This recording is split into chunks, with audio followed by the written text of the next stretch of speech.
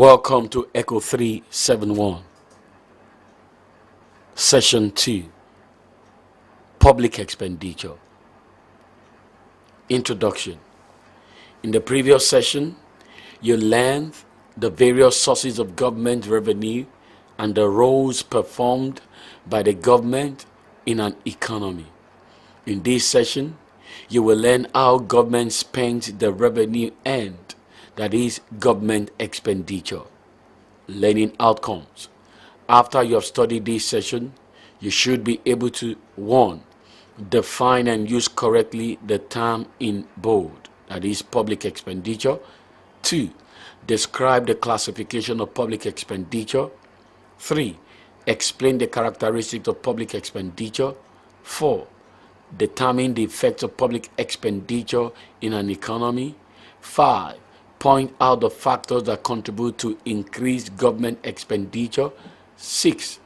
Discuss the Wagner's law of increasing government expenditure. Public expenditure. Public expenditures are the expenses which a government incurs for the maintenance of itself, the society, and the economy, and helping other countries. For most economies, government expenditure increases as the economy becomes more developed, or as there is an increase in the scope of economic activities of the government. It is also an expenditure on projects and programs that will help to reduce the inequality of income among the people. Market mechanisms control the allocation of the productive resources of the society to meet its changing desires without any decree from planning authority, but market mechanism alone cannot perform all economic functions. So, the government is needed to provide, correct, and supplement the market mechanisms in some areas. Government expenditure is made up of capital expenditure and recurrent expenditure. Capital expenditure are the investment in infrastructure projects, physical assets that are for long-term purpose, mainly to improve the working conditions of the people in the economy, which are construction of good roads, bridges, building of hospitals, etc. Recurrent expenditures are expenditures on services to maintain the existing facilities in the economy, including the payment of wages and salary, maintenance of social services, and security. Classification of public expenditure. Public expenditure can be classified according to the functions they perform, which are 1. General administration.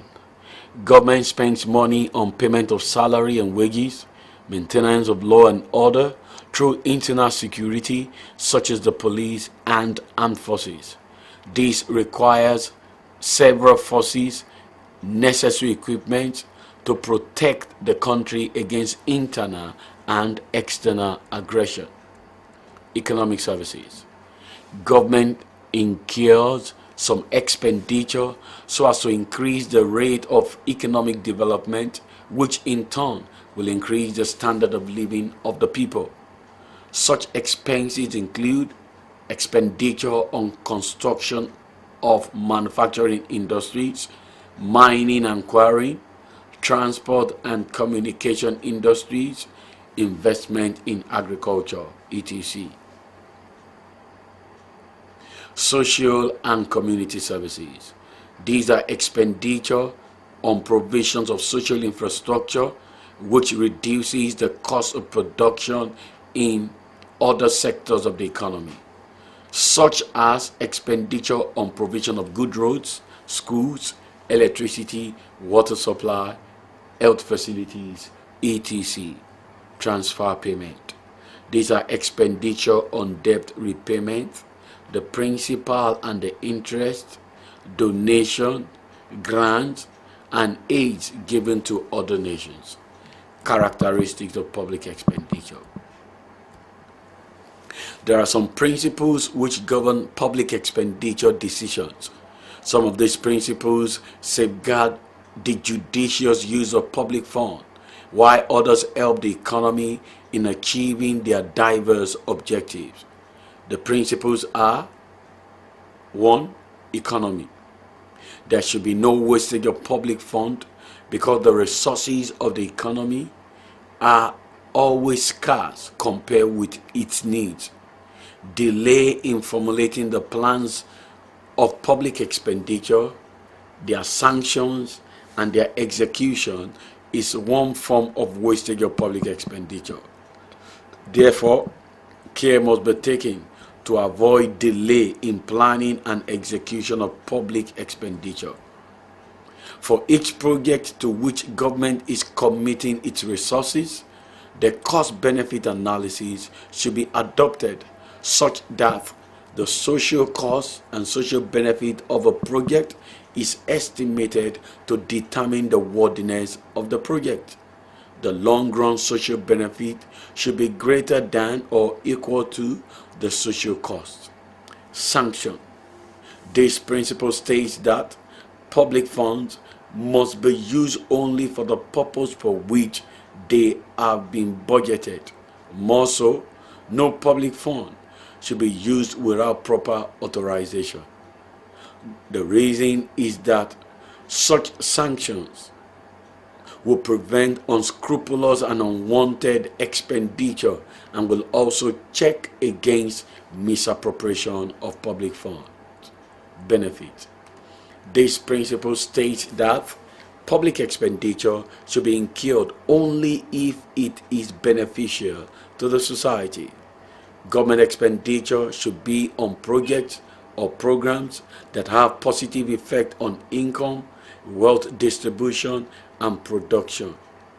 This ensures that the people's social welfare is collectively maximized. Number 4, surplus. This states that government should be prudent and finance its current expenditure need out of its current revenue. Government should avoid persistent deficit budget and should not run into debt. Government should try to generate a moderate surplus so that this surplus will be used at some other year when it incurs unavoidable deficit, such as during war. In case a large deficit is incurred, government should try to pay back as soon as possible. Effect of public expenditure. Various government expenditures such as provision of social overheads, protection against external aggression, maintenance of law and order, justice and administration, and so on, in one way or the other, affect the citizens and the country as a whole. Here are some of the effects of government expenditure. 1. Government expenditure serves as anti-depression in the economy. It stabilizes the economy in a period of depression or boom. It is well known that market forces alone perform below expectation, and this leads to fluctuation in income, employment, and prices. It is for this reason that made free enterprise economy to experience trade cycle, leading to a need to adopt some effective anti-cyclical measure. The major cause of the problem of a developed market economy is the deficiency of effective demand caused by low marginal propensity to consume with low marginal efficiency of investment. The only solution is to increase government expenditure by a continuous injection of additional purchasing power in the market through expenditure on consumption activities and direct public investment. Government expenditure will add to the effective demand in the market, generate a high value multiplier effect by distributing income to those who had high marginal propensity to consume and stimulate investment activities. B. Reduction in public expenditure reduces the inflationary pressure in an economy. During a boom period, on the other hand, there is need to curb extra demand. This is done by reducing public expenditure while maintaining the same amount of taxation and borrowing. Taxation would drain away some of the purchasing power of the people, and public borrowing would in the same way cut into market, since market savings are not likely to go uninvested on account of good investment opportunities. C.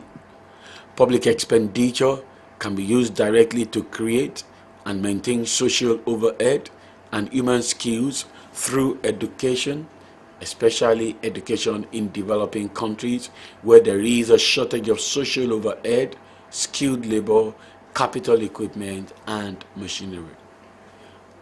D.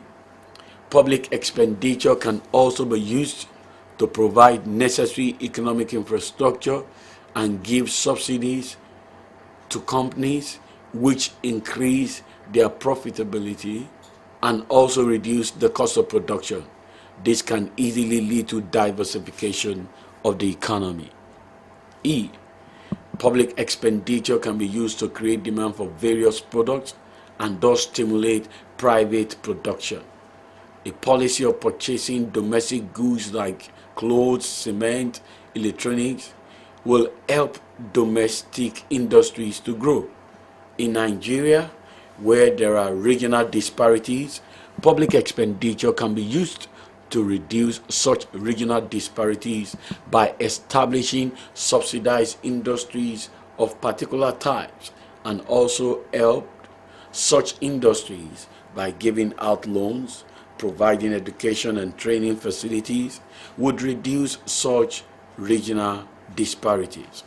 However, government must take adequate precaution because development projects have long gestation periods and yield returns only in the long run. This requires adequate planning to avoid inflationary pressure in the economy. Resources are limited compared with their needs. Therefore, there should be proper cost-benefit analysis to determine the project importance before resources are invested into such projects. F. Public expenditure in research and development activities help in discovering modern, effective, and inexpensive methods of production where domestic raw materials can be used. This will have the effect of a savings in import and foreign exchange. Determinants of government expenditure.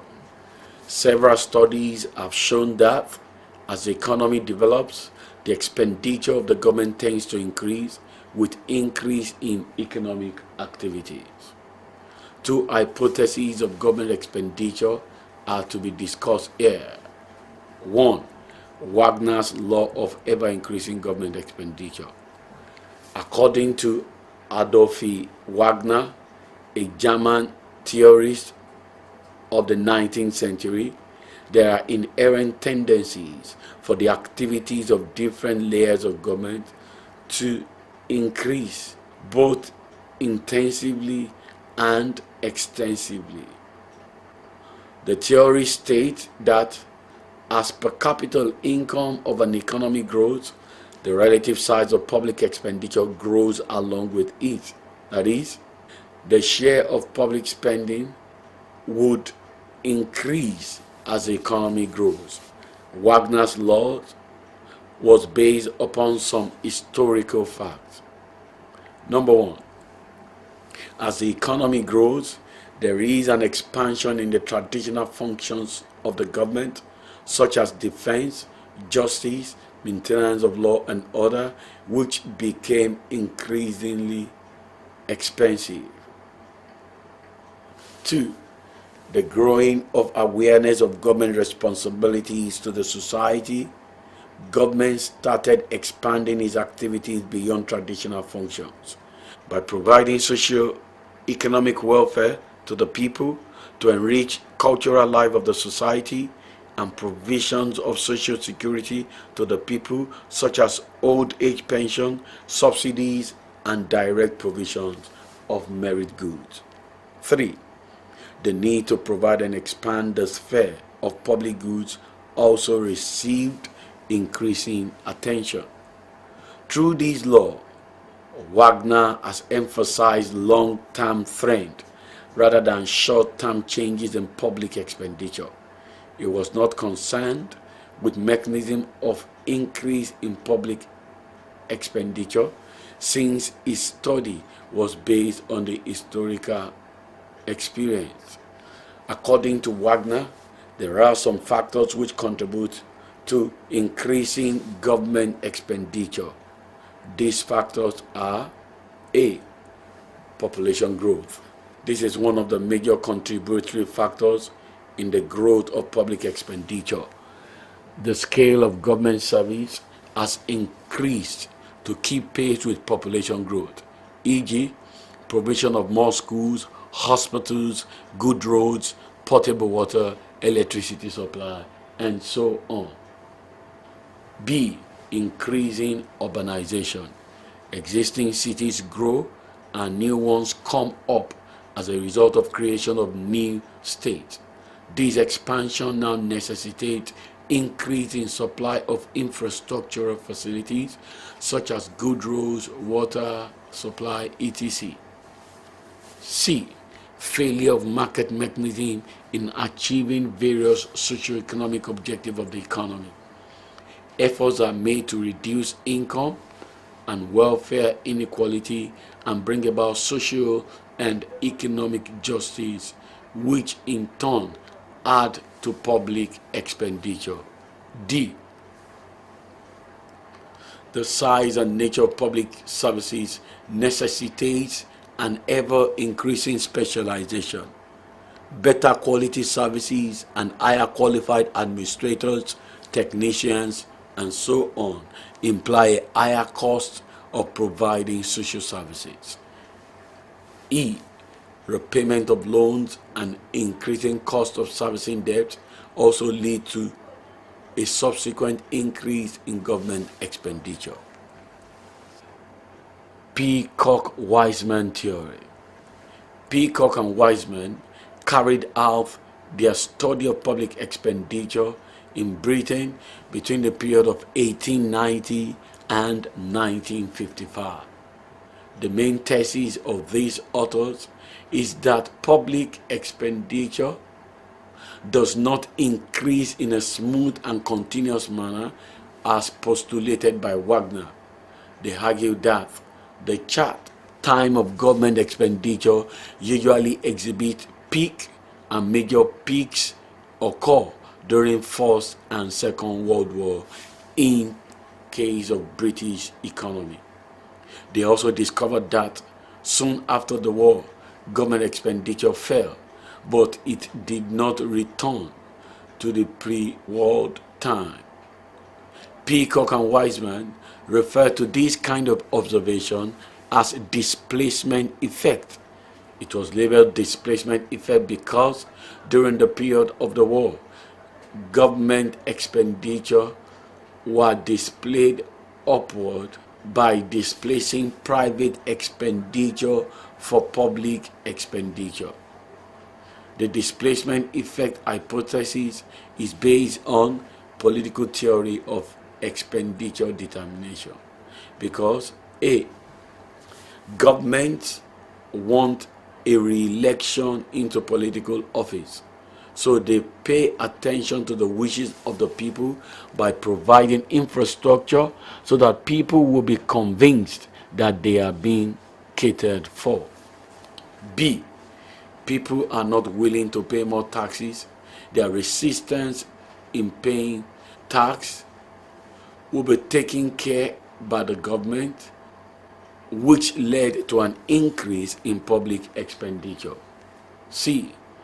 People's resistance in paying taxes also reduced government income, Hence, cost of providing more facilities is borne by government. It is apparent from this that there is divergence between revenue and expenditure idea of the citizens. Peacock and Wiseman identified this divergence as being relevant as a means of explaining the pattern of government expenditure growth. The inadequacy of the revenue as compared with required public expenditure create what is called inspection effect. They further argued that when there is war and other social upheavals, the economy attains a new tax tolerance level.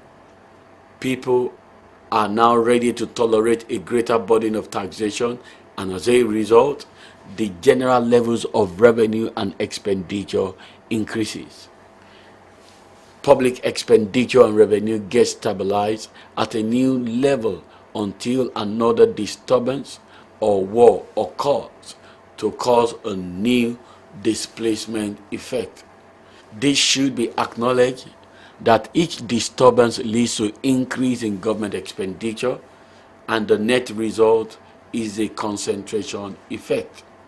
The concentration effect owes that a change in dimension of responsibilities between layers of government brought about by similar forces is always in favor of high level of government as far as British data is concerned. However, the essence of the theory is that the presence or absence of wars and other social upheavals are of crucial importance to the nature as well as the intensity of public expenditure growth. Summary. In this study session, we discuss the government expenditure at the expenses incurred to improve the welfare of the people in the economy. Government expenditure is made up of capital expenditure and recurrent expenditure.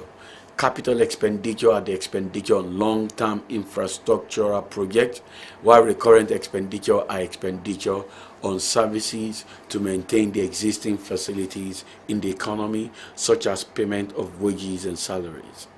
We classify public expenditure according to the functions they perform, which include general administration, economic service, social service, and transfer payment. We also outline the principles that safeguard the judicious use of public funds, such as the principle of economy, sanction, benefit, and surplus. We also learn that public expenditure serves as anti-depression in the economy. During the period of depression in an economy, government increases its expenditure on consumption activities and direct public investment, which in turn adds to the effective demand and generates a high value multiplier effect.